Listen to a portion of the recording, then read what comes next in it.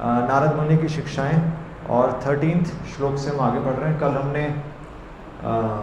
हमने देखा था कि कौवे की चाल और हंस की चाल में फ़र्क है ना। और कौवा हमेशा अपने आप कहाँ पहुँच जाएगा?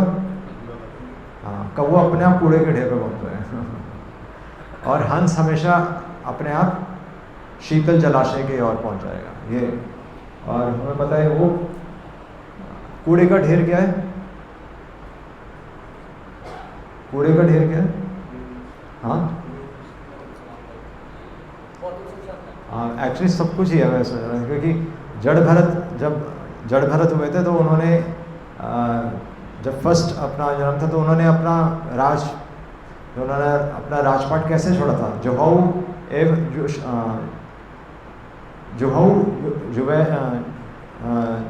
जुशैव मलवत आ रहा है कि मल की तरह छोड़कर निकल गए थे अपने राज्य को।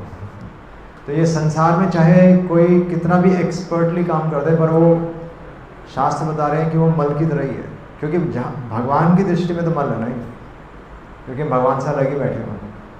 तो इसलिए हमारा संसार का चाहे जितना मर्जी अच्छा हो, पर वो मल की तरह है। तो इसलिए संबंध भगवान से। तो 13 श्लोक में आप देखिए, 13 श्लोक, अथो महाभाग। तो ये नारद मुनि किसको कह रहे हैं? व्यासदेव को कह रहे हैं। अथो महाभाग भवान अमोघ दृक् शुचिश्रवः सत्यरतो धृतव्रतः उरुक्रमस्य अखिल बंध मुक्ते समाधिना अनुस्मर तद विचेष्टितम। तो ये बहुत सुंदर श्लोक है। तो यहाँ पर कह रहे हैं कि अथो महाभाग, महाभाग मतलब कि सौभाग्यशाली है वो व्यक्ति जो भगवान का नाम का गुणगान कर रहा है ना। व्यासदेव अब भगवान का गुणगान करने वाले ना, वैसे भी व्यासदेव ने वेदों का संकलन ही किया है, पर अब जो वास्तव में जो रस है, श्रील प्रभुपाद लिख रहे हैं संसार में हर कोई रस की तलाश में है, पर अब जो आप वर्णन करने जा रहे हैं वो वास्तव में संसार के लिए रस है। तो महाभाग, तो हमारा संबंध तो भगवान से है, पर नारद मुनि कह रहे हैं वो व्यक्ति फॉर्चुनेट है, वास्तव में उसी का भाग्य है।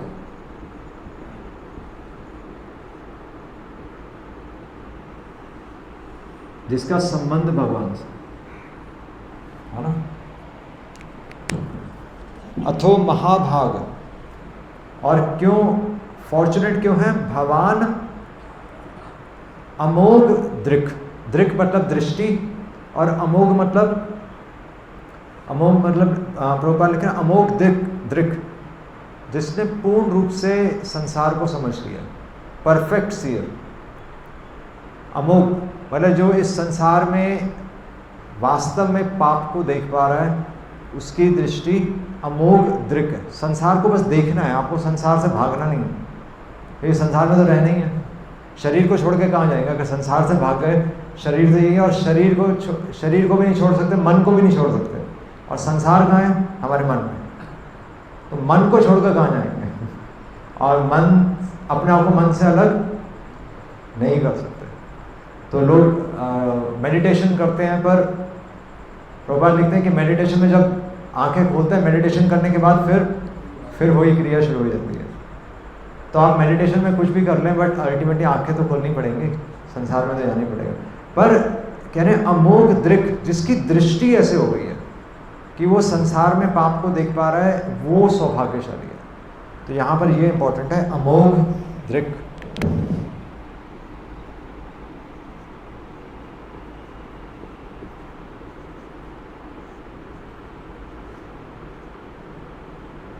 दृक् दृश्य, दृक्, अमोघ दृक्।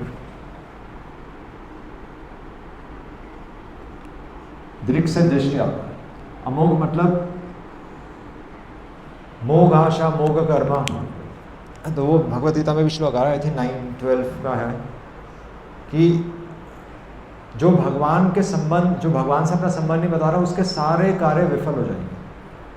चाहे वो संसार में सब कुछ कर ले, पर वो भगवान से संबंध नहीं बना पाया। मोघ आशा मोघ कर्मणा, वो श्लोक आ रहा। और कह रहे हैं अथो महाभागा भवान अमोघ दृक् शुचि श्रवः। और शुचि श्रवः मतलब, शुचि मतलब कि उसमें कोई कमी नहीं है या बिल्कुल शुद्ध है। श्रवः मतलब वो वास्तव में व्यक्ति फेमस है।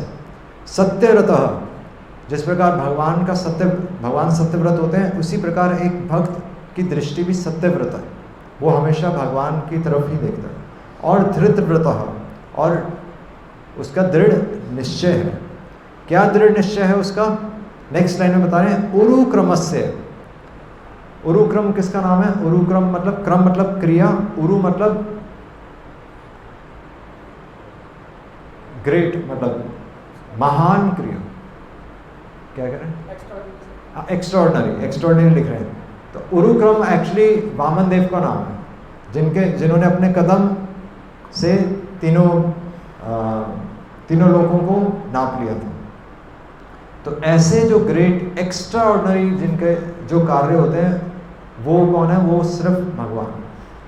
तो कह रहे हैं कि एक भक्त का क्या आप महान क्यों हैं? क्योंकि उरुक्रमस्य अखिल बंध मुक्ते, आप लोगों को उस उरुक्रम यानी कि भगवान के प्रति आकर्षित करके आप लोगों को अखिल बंध मुक्ते, आप उनको मुक्त कर देंगे। अच्छा है ना, सुंदर है ना। समाधि न अनुस्मर, और इस प्रकार समाधि में अनुस्मर, बार बार विचार करके, बार बार डिस्कशंस करके, तद विचेष्टितम, क्या तद यानी कि किसके बारे में कह रहे हैं? उन भगवान के बारे में, उनकी लीलाओं के बारे में बार बार बात करके आप पूरे संसार को अखिल बंध मुक्ते। तो ये यहाँ पर क्या? अखिल बंध मुक्ते, तो आप एक बद्ध जीव को एक्चुअली मुक्त कर देंगे। यहाँ पर ये ज्ञान हमें बांधता है, ये बद्ध जीव है और ये क्या है? मुक्त जीव।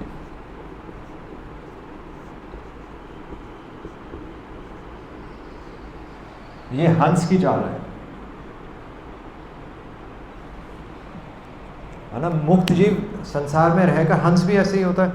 हंस भी इसी संसार में, पर वो अपने आप कहाँ पहुँच जाएगा? शीतल जलाशय के पास। इसी तरह भक्त अपने आप एक अच्छा संग ढूंढ लेगा संसार में, बस ये। और इसलिए जिनका टेस्ट संसार की खबरों में है, आज की ताज़ा खबर, ब्रेकिंग न्यूज़, तो वो अपने आप वहाँ पहुँच जाएंगे। जिनको रशिया के बारे में बात करनी है वो रशिया के बारे में बात करेंगे, जिनको अमेरिका के बारे में बात करनी है वो अमेरिका के बारे में बात करेंगे, वो करेंगे। जिनको भगवान के बारे में सुनना अच्छा लगता है वो भागवतम के पास पहुँच जाएंगे, अपने आप भक्तों के पास पहुँच जाएंगे। और बल्कि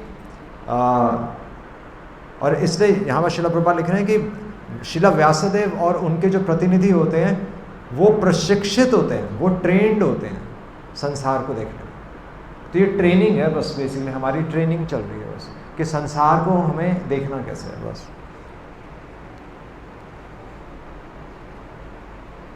14 श्लोक देखिए। ततो अन्यथा किंचन यद विवक्षितः पृथक दृश्य तत्कृत रूप नामभिः न कर्हिचित् क्व अपि च दुख स्थितः मतिर लभेत वात हत नौर इव अस्पदम। तो यहाँ पर कह रहे हैं कि इसके अलावा, भगवान की कथा के अलावा, ततो अन्यथा किंचित, कुछ भी आप भगवान की कथा के अलावा कुछ भी अगर डिस्कस करें, चाहे वो साहित्य ही क्यों ना हो, चाहे वो आत्मा का ज्ञान क्यों ना हो, पर भगवान के बिना, ततो अन्यथा किंचित यद विवक्षितः, अगर उसको बहुत अच्छी तरह डिस्क्राइब भी किया गया है, पर वो क्या है? पृथक दृश्य। पृथक यानी कि अलग है, भगवान की कथा से अगर वो अलग है, पृथक दृश्य, तत्कृत रूप नाम भी, और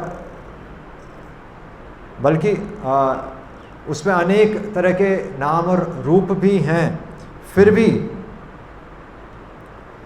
क्या है? न करहिचित क्व अपि, वो कथा क्या करेगी? संसार की कथा क्या करेगी? न करहिचित क्व अपि च दुख स्थितः मतिर, वो हमारी बुद्धि को मति दुख स्थित, दुहस्थिता लिखा है। दुहस्थिता मतलब हमारे मन को डिस्टर्ब करेगी। भगवान की कथा के लिए आप कुछ भी सुनेंगे, पड़ोसी के बारे में, देश के बारे में, चांद के बारे में, ग्रहों के बारे में, तो क्या है वो दुहस्थिता मति, वो हमारे माइंड को डिस्टर्ब करेंगे, डिस्टर्बिंग टू द माइंड। ये लिबरेटिंग है तो ये क्या है, दुहस्थिता।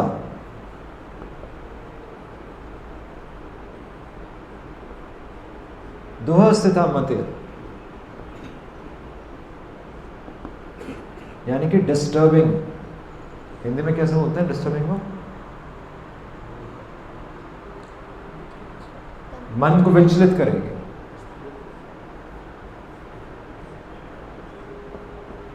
ये सारा ज्ञान मन को विचलित करता है, इसलिए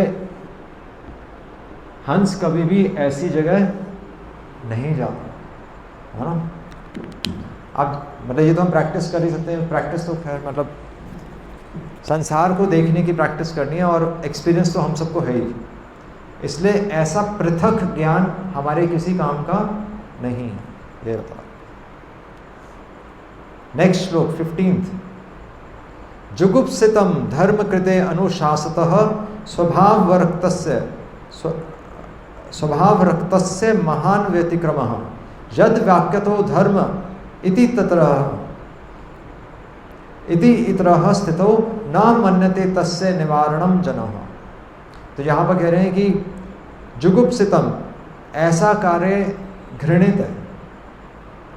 ऐसा अगर हम संसार के प्रति जो अगर आकर्षित हो रहे हैं तो जुगुप्सितम, ऐसा कार्य घृणित है। धर्म कृते, जो बल्कि धर्म के नाम पर भी किया गया पर जिसमें भगवान नहीं है ना। आजकल यही चल रहा है ना, धर्म कि धर्म बचाओ और खुद अपने जीवन में कुछ नहीं करना।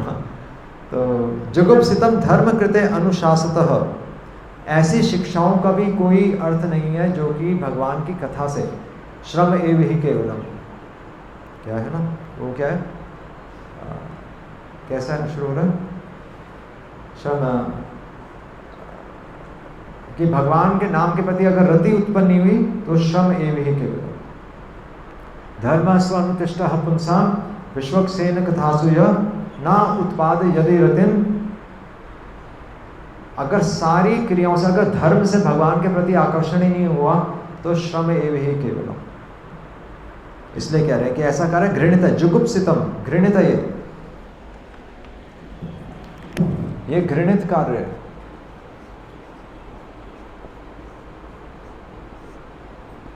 घृणित है।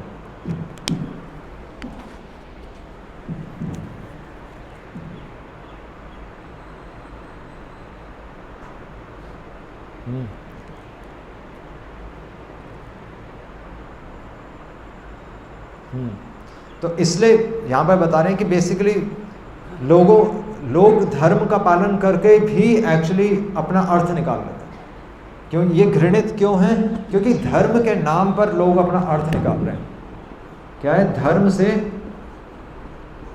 आप क्या निकाल रहे हो? अर्थ निकाल रहे हो, इसलिए घृणित है। धर्म का लोग पालन कर रहे हैं पर मतलब तथाकथित सो कॉल्ड, पर उससे अपना मतलब ही निकाल रहे हैं, शुभ लाभ, है ना, मेरा काम बन रहा है। तो ये घृणित है। क्योंकि हंस क्या समझ रहा है? हंस समझ रहा है ये मेरा काम नहीं है, ये किसका काम है? ये भगवान का काम है। या भगवान का काम भी नहीं, आप इसको बोलिए ये मेरा काम नहीं है, ये भगवान का प्रचार, भगवान का प्रचार है, मेरा प्रचार नहीं है। ये लोग संसार में अपना प्रचार करते हैं, नहीं, लोग खुद फेमस बनना चाहते हैं, पर हंस जानता है कि भगवान का नाम सुनने में संतुष्टि मिलेगी।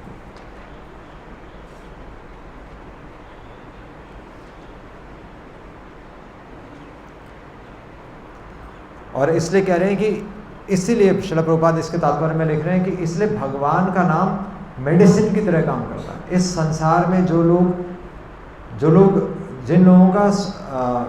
लोग संसार की तरफ आकर्षित अभी हो भी रहे हैं, पर वो क्यों हो रहे हैं? क्योंकि उन्हें ऑल्टरनेटिव नहीं दिया जा रहा, शिक्षा ही नहीं दी जा रही, उन्हें पता ही नहीं कि वो गलत काम कर रहे हैं। एक्चुअली ये भी है अज्ञानी में ना, क्या है? प्रेम, मैत्री, कृपा, उपेक्षा।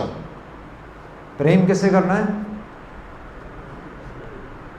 किससे? हाँ, प्रेम भगवान से करना है, मैत्री भक्तों से करनी है, कृपा जो अज्ञानी है उन पर कृपा करनी है।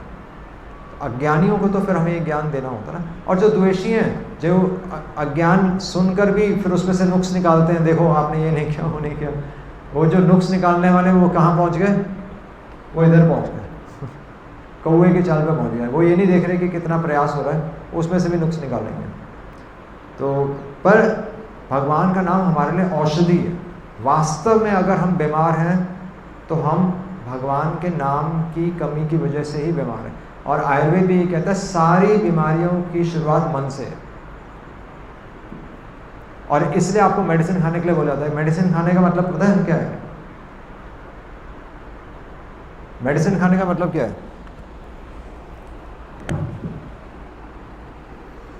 ये क्या है? ये औषधि है।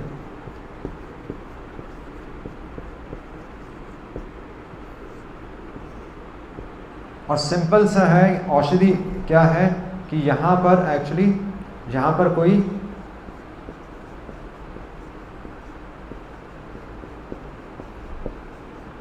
बस ये बीमारियाँ हैं। अगर सारी बीमारियों को आपको सार देखना है कि मैं बीमार क्यों हूँ, तो आप ये देख लीजिए, ये फॉलो नहीं हो रहा। अनुशासन, अनुशासन क्या होता है?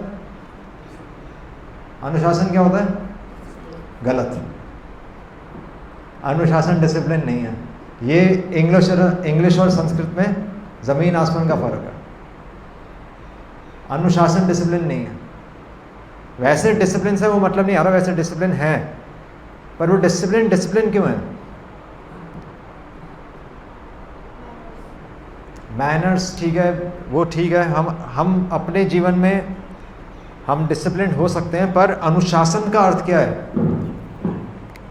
अनुशासन का अर्थ है अनुशासन। अब समझ में आया? हाँ, आप किसी के अंडर रहकर आप समझ रहे हैं कि किसी के अंडर मतलब भगवान की जो प्रकृति समझ रहे हैं आप कि भगवान ने क्या प्लान बनाया है। भगवान का प्लान समझ के अगर आप जीवन जी रहे हैं तो उसको बोलते हैं अनुशासन। यानी कि हम चाहते हैं कि भगवान हम पे शासन करें, उसको बोलते हैं अनुशासन। ऐसे ही नहीं है, डिसिप्लिन वही हुआ। तो ऐसे हम अपने आप हो सकता है कि हम रोज़ सुबह 2 बजे उठ जाएं और हम सुबह जॉगिंग करने जाएं और फिर जिम जाएं और फिर मैं क्लब चले जाऊं, पर वो अनुशासन नहीं है, क्योंकि हम किसी के अंडर नहीं रह रहे, अपने मन से कर रहे हैं। वो व्यक्ति जो सुबह 4 बजे 2 बजे का उठा हुआ है, वो किसी के अंडर नहीं चलना चाहता, इसलिए वो अनुशासन नहीं है। अनुशासन है जो शास्त्रों के शासन में अपना जीवन जी रहा है, और वो व्यक्ति कभी बीमार नहीं होगा। और अगर कई बिल्कुल फिट भी होते हैं, जो हम देखते हैं, जो बिल्कुल एक्सरसाइज और वो सब करते हैं, वो फिट होते हैं, पर कहाँ से बीमार है? यहाँ से बीमार। इसलिए आर्मी वाले बिल्कुल फिट होते हैं, पर आर्मी वालों को तोड़ने का एक तरीका है। क्या तरीका है? किसी भी देश का राजा सबसे ज़्यादा फिट होता है ना, और राजा को तोड़ने का क्या तरीका था जो पहले अपनाते थे? हाँ, हाथी को पकड़ने का क्या तरीका है? कौन सा लालच? हाँ, हथनी। इसलिए राजा को अगर नीचे गिराना है तो स्त्री को भेज दो, पहले ये करते थे।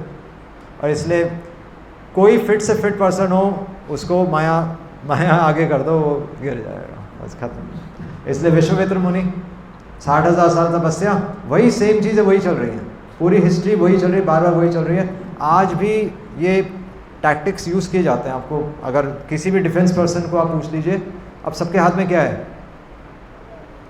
मोबाइल कुछ नहीं है, उसका नाम रख देना चाहिए कुछ और। प्रोस्टिट्यूट सेंटर है वो, और कुछ नहीं है। तो 16वां नंबर श्लोक है, विचक्षणो अस्य अर्हति वेदितुम विभोर अनंत पारस्य निवृत्ततः सुखम प्रवर्तमानस्य गुणे अनात्मनः ततो भवान दर्शय चेष्टितम विभो। तो यहां पर बता रहे हैं, नारद मुनि कह रहे हैं कि ये ज्ञान किसके लिए, वैसे हंस के लिए ना, परम हंसों के लिए ये ज्ञान। तो बता रहे हैं कि विचक्षणों, विचक्षण मतलब होता है कि रेयर है, कोई मनुष्य नाम सहस्रेषु, भगवान भी कह रहे हैं ना, ये जो ज्ञान है जो हम डिस्कस कर रहे हैं बहुत ही दुर्भाग्य से हमें प्राप्त होता है और बहुत ही विलक्षण है। आपको हर मंदिर में भी नहीं मिलेगा ये ज्ञान, नहीं, और भारत में मिल रहा है, बाहर तो समय ही लोग देते हैं। विचक्षणों अस्य अर्हति, ये एक एक्सपर्ट, ये ज्ञान किसके द्वारा जाने योग्य है, वेदितुम विभुर, एक एक्सपर्ट व्यक्ति, एक हंस के द्वारा ही ये ज्ञान संकलन किया जाएगा। संकलन मतलब ग्रहण किया जाएगा। अनंत पारस्य, जो समझ गया है उस अनंत को, अनंत पारस्य, निवृत्तितः सुखम, और जो निवृत्त मतलब संसार के भौतिक सुख से जो ऊपर उठ चुका है। संसार में भी सुख है पर वो कैसा है, घृणित सुख है, वो हमें अपने परिवार का ही तो सुख मिल रहा है, और क्या सुख है।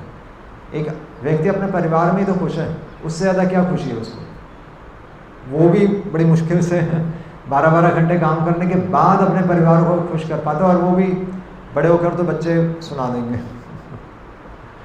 तो कह रहे हैं कि विचक्षण, ये ज्ञान उस सौभाग्यशाली व्यक्ति के लिए है, वेदितुम, जानने योग्य, विभुर, भगवान का ज्ञान, प्रवर्तमानस्य गुणे अनात्मनः, और जो भगवान के गुणों के प्रति आकर्षित हो रहे हैं। ततो भवान दर्शय चेष्टितम विभो, इसलिए अब आप लोगों पर कृपा करने के लिए भगवान का वासुदेवस्य कथा, अब नारद मुनि कह रहे हैं, इसलिए आप सौभाग्यशाली भी हैं और परमहंसों के लिए ज्ञान है, इसलिए अब आप इस ज्ञान को लोगों तक पहुंचाइए, आप रास्ता दिखाइए। वो नारद मुनि कह रहे हैं कि अब आप भगवान, आप रास्ता दिखाइए, क्योंकि ये औषधि है, हमारे भव रोग की औषधि है। और श्रील प्रभुपाद इसमें बहुत अच्छा तात्पर्य में लिख रहे हैं कि भक्ति की जो इस औषधि में, भगवान का नाम तो औषधि है, पर इस औषधि में एक और चीज़ चाहिए, हमें डॉक्टर चाहिए। और डॉक्टर कौन है?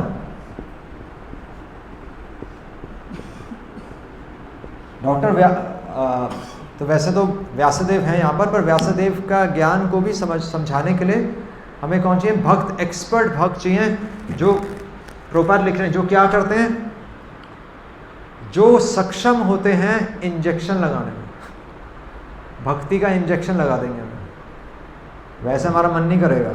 और क्यों इंजेक्शन लगा देंगे? क्योंकि हमें हमारी बुद्धि अभी इतनी सटीक नहीं है कि हम भगवान के प्रति आकर्षित हो जाए। पर भक्तों में ये गुण होता है कि वो हमें भक्ति का इंजेक्शन लगा दें। ये प्रभुपाद लिख रहे हैं। तो ये डॉक्टर कौन है? एक्चुअली एक्सपर्ट भक्त।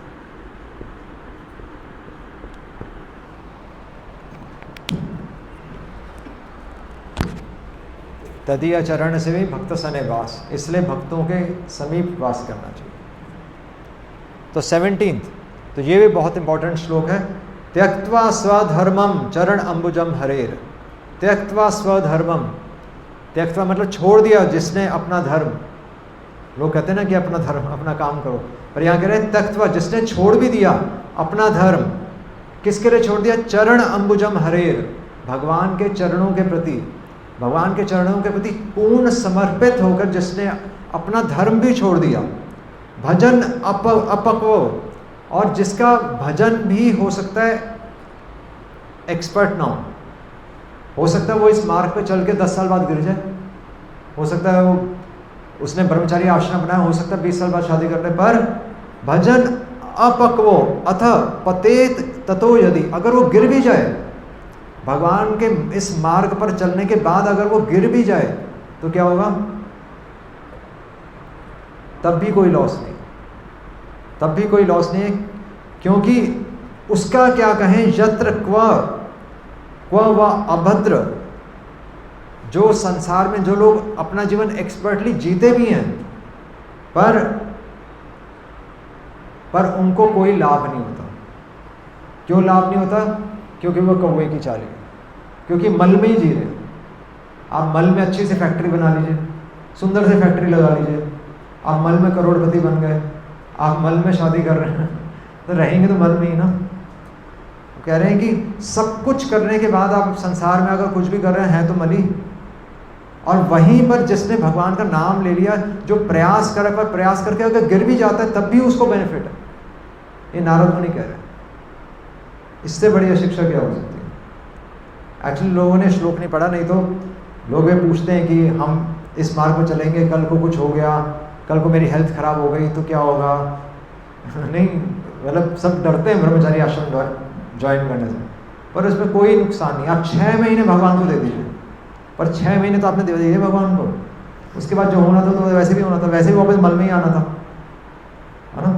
तो ये लिख रहे हैं इसलिए। और बहुत सुंदर लिख रहे हैं प्रभुपाद, इसका तात्पर्य पढ़िएगा कि हालांकि एक भक्त गिर भी सकता है, there is every chance of falling down, इस संसार में तो गिरने की हर संभावना है, पर भक्त फिर भी उसका पतन नहीं होता, क्योंकि वो भगवान के चरणों को कभी नहीं भूलता। हम फिरोजपुर गए थे तो वहाँ पर हम एक भक्त से मिले थे। भक्त मतलब अब वो ऐसी मतलब साधारण अपना जीवन जी रहा था, पर उसने बोला मैं 40 साल पहले ब्रह्मचारी, मुंबई में इस्कॉन में 40 साल पहले मैं ब्रह्मचारी रहा था 6 महीने के लिए। तो कहता मेरे को वो दिन आज भी याद है और वो मेरे जीवन का बेस्ट टाइम था। अब वो सो कॉल्ड समाज में कुछ कर रहा है, पर वो बहुत खुश था, हमें कहता है वो समय मेरे जीवन का बेस्ट टाइम था। तो यही है, भगवान के चरणों को कभी नहीं भूलता। तो इसलिए कह रहे हैं अपना धर्म अगर किसी ने, और हम इसलिए देखते हैं कि अगर कोई फौज में होता है तो, अगर आर्मी में होता है तो क्या होता है, तो बच्चे के स्कूल, उसका घर, राशन, ये सब कौन देखता है? और बल्कि मरने के बाद भी उसे मेडल मिलता है। नहीं, अगर कोई फौज में चला जाए तो वो अपना धर्म नहीं कर रहा ना। वैसे अगर आप देखें, उसने अपना घर छोड़ दिया, बीवी छोड़ दी, बच्चे छोड़ दिए, वो घर का राशन नहीं ला रहा, माता पिता बीमार है, किसी को नहीं देख रहा वो, पर वो किसका काम कर रहा है? वो सरकार का काम कर रहा है। यानी कि सरकार का अगर काम कर रहा है, मतलब वो काम जो कोई नहीं कर रहा, मतलब हम सब यहाँ आराम से बैठे हुए हैं इसलिए नहीं क्योंकि वो वहाँ बॉर्डर पे कोई काम कर रहा है, पर वो काम कर रहा है, इस इतना इंपॉर्टेंट काम कर रहा है कि मरने के बाद भी उसे मेडल मिलेगा। तो क्या भगवान नहीं देंगे मेडल? ऐसे हम फालतू की बातें करते हैं, ये क्या है? ये तो यकीन ही नहीं हमें। और इसलिए लास्ट श्लोक आज का मोस्ट इंपॉर्टेंट श्लोक है। कह रहे हैं ये समझ के, 18वां श्लोक आप देखिए, तस्य एव हेतो प्रयतेत कोविदो। कोविदो मतलब एक इंटेलिजेंट पर्सन, तस्य एव निश्चित रूप से, हेतु उसी चीज के लिए प्रयास करना चाहिए। तस्य एव हेतु प्रयतेत कोविदो न लभ्यते यत भ्रमताम ऊपरी अधः, जो कि 14 लोकों में घूमने से नहीं मिलेगा। प्रयास करना है तो वो प्रयास करो, 14 लोकों में नहीं मिलेगा। यहाँ चांद पे जाने की भी बात नहीं हो रही, वो कह रहे हैं 14 लोकों में आपको वो चीज़ नहीं मिलेगी, उस चीज़ के लिए प्रयास करो। नारद मुनि कह रहे हैं तत् लभ्यते दुखवद अन्यतः सुखम, और कह रहे हैं कि बल्कि जीवन में जिस प्रकार दुख अपने आप आ जाता है उसी प्रकार सुख भी मिल जाएगा तुम्हें। उसके लिए थोड़ी सुख दुख के लिए प्रयास नहीं करना चाहिए। एक हंस किसके लिए प्रयास करता है? प्रयास करना है तो इधर करो, एंडेवर, प्रयास करना है तो इधर करो। फौज में जाना है तो भगवान की फौज में जाओ ना। अगर कुछ बनना ही है तो भक्त बनो, अगर कोई औषधि लेनी है तो भगवान का नाम लो, अगर कुछ काम करना है तो भगवान का प्रचार करो। ये कह रहे हैं नारद। इसलिए नारद मुनि को भक्ति का आचार्य बोला गया। हरे कृष्णा कृष्णा कृष्णा हरे हरे, हरे राम राम राम हरे हरे। क्योंकि ये सब टेम्पररी है, ये सब काम नहीं आएगा, अल्टीमेटली ये सब काम नहीं आएगा, यही काम है। इसलिए ये हंस की चाल है, ये कौवे की चाल। 18 श्लोक था हमारा। हरे कृष्ण।